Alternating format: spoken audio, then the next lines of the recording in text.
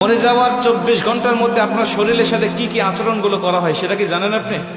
বর্তমান বিজ্ঞান বলছে একটা মানুষকে যখন দাফন করা হয়, এই দাফন করার 24 ঘন্টার মধ্যেই তার শরীরের মধ্যে পোকার উৎপত্তি হয় এবং এই পোকাগুলো নিজেরা তার শরীর খাইতে থাকে এবং অন্যান্য পোকাগুলোকে আমন্ত্রণ করতে থাকে গন্ধের দ্বারা, এবং এতটা শরীর থেকে গন্ধ বের হয় এবং এই পোকাগুলো তার অঙ্গের বিভিন্ন অঙ্গ প্রত্যঙ্গ দিয়ে বের হতে থাকে এবং অন্যান্য পোকাগুলোকে আমন্ত্রণ করতে থাকে। এবং এই লাশের বয়স যখন 3 দিন হয়ে যায় তখন তার নাকটা সর্বপ্রথম পচে একদম শেষ হয়ে যায়।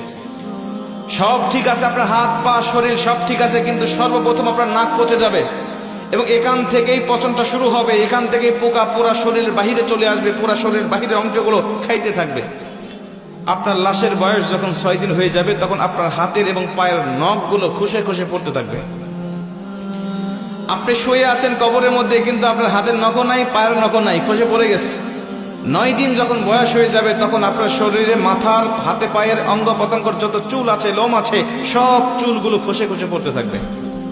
কবরে শুয়ে আছেন আপনি, আপনার হাড় শুয়ে আছে, আপনার শরীর শুয়ে আছে, কিন্তু চুল আপনার শরীরে নাই, সব খসে খসে মাটিতে পড়তে থাকবে।